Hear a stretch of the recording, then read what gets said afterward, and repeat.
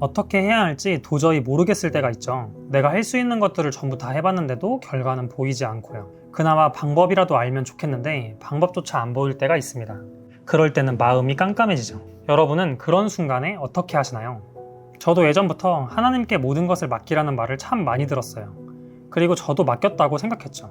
기도도 했고 주님께 맡깁니다라고 입으로는 말했으니까요. 하지만 지금 돌이켜보면 사실 그건 진짜 맡긴 게 아니었습니다. 저는 이런 마음이었던 것 같아요.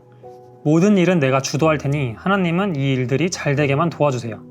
하나님을 내 계획을 잘 되게 만들어주는 조력자처럼 여긴 거죠. 내가 이미 방향을 정했고 그 방향대로 순조롭게 흘러가게 해달라고 기도한 거예요.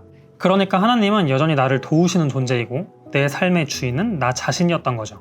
그런 태도로 살아가다 보면 당연히 일이 안 풀릴 때 낙심하게 됩니다. 그리고 그때 우리는 하나님을 원망하게 되죠. 내가 이렇게까지 열심히 했는데 도대체 왜 안 도와주시는 거예요? 라고요. 그러나 이건 진짜 하나님께 맡기는 게 아닙니다. 잠언 3장 5절에서 6절에는 이렇게 쓰여 있어요. 너는 마음을 다하여 여호와를 신뢰하고 내 명철을 의지하지 말라. 너는 범사의 그를 인정하라. 그리하면 내 길을 지도하시리라. 이 말씀은 곧 내 지식과 판단이 아니라 하나님의 지혜를 구하고 그분을 인정하라는 말이죠. 그렇게 할 때 하나님께서 우리가 나아가야 할 길을 보여주시겠다고 약속하신 겁니다. 우리는 흔히 이런 실수를 많이 합니다. 지금 이 사업을 이 방향으로 확장하면 정말 좋을 텐데, 지금 여기에 투자하면, 이 공부를 하면 내 인생이 좋아질 텐데.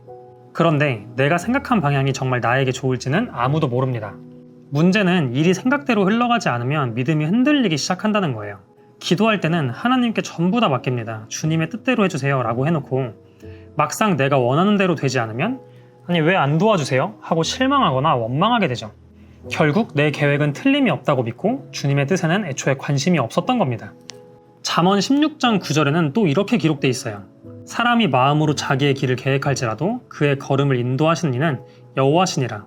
이 말씀은 아무 계획 없이 살라는 뜻이 아닙니다. 아무것도 하지 말고 방에서 기도만 하라는 말도 아니에요. 그러나 여러분도 느끼셨을 거예요. 살아보면 모든 일이 계획대로 되지는 않잖아요. 그리고 어떤 일을 하려고 계획했는데 그 일이 잘 되지 않았고 시간이 지나 돌이켜보니 오히려 그 일을 하지 못했던 게 더 잘 된 경우도 있죠. 우리는 결국 미래를 알 수 없습니다.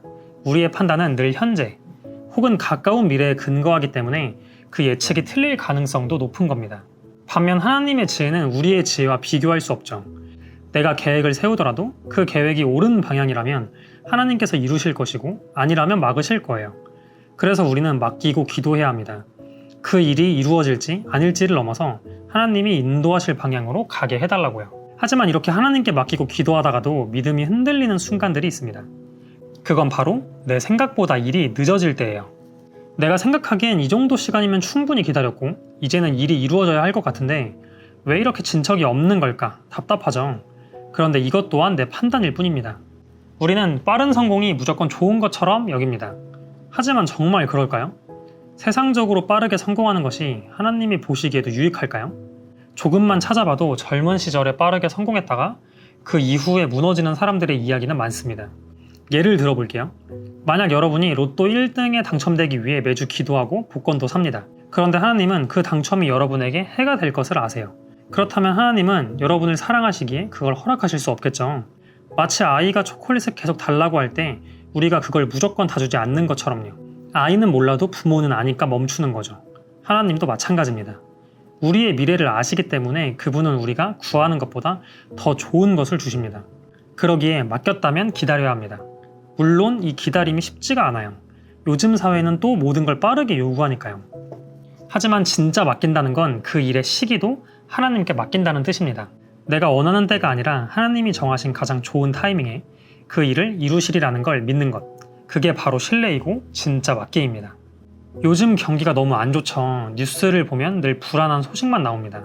저 역시 최근에 앞이 보이지 않는다는 막막함과 두려움을 느낀 적이 있어요. 예전에는 그래도 앞으로 이렇게 하면 되겠다는 계획이 있었는데 요즘엔 그 생각조차 잘 안 나더라고요. 그래서 어쩔 수 없이 하나님께 맡겨보기로 했습니다. 물론 처음부터 잘 되진 않았어요. 이게 진짜 맡기는 게 맞나? 라는 생각도 들었고요. 그래서 매일 기도했습니다. 하나님, 저는 그저 하루하루 제게 주어진 일을 최선을 다하겠습니다. 대신 하나님께서 저의 삶을 올바른 방향으로 인도해 주세요. 그리고 하나님의 때를 기다릴 수 있도록 인내심을 주세요. 이렇게 기도하다 보니 하나님께서 천천히 조금씩 길을 보여주시더라고요. 작든 크든 그 증거들을 하나씩 발견하면서 저도 매일 마음을 붙잡고 하나님께 다시 맡기고 있습니다. 이 영상을 보시는 여러분 중에도 저와 비슷한 경험을 하신 분들이 분명 있을 거예요. 혹은 이런 이야기를 들으며 결국 열심히 살고 기다리라는 거냐며 답답하실 수도 있겠죠. 그 마음 저도 100번 공감합니다. 저도 똑같이 느껴봤으니까요. 하지만 정말 답답하지만 우리는 할 수 있는 게 그리 많지 않습니다. 그런데 오히려 그렇게 인정하니까 마음이 좀 더 평안해지더라고요. 어차피 내가 다 할 수 없다는 걸 알게 되니까요. 그래서 모든 일을 하나님께 맡기는 겁니다. 여러분도 한번 맡겨보세요. 매일을 발버둥 쳐도 가슴만 답답하다면 속는 셈 치고 한번 맡겨보세요. 어차피 우리는 매일을 열심히 살아야 하잖아요. 내가 혼자서 답답함을 끌어안고 살아가는 것보다 결과는 하나님께 맡기고 나는 하루하루 주어진 일을 열심히 사는 게 훨씬 낫지 않을까요? 혹시 여러분도 하나님께 맡겼던 경험이 있다면 댓글로 나눠주세요. 오늘도 여러분의 모든 걸 진심으로 하나님께 맡기기를 바라며 영상을 마치겠습니다. 들어주셔서 감사합니다.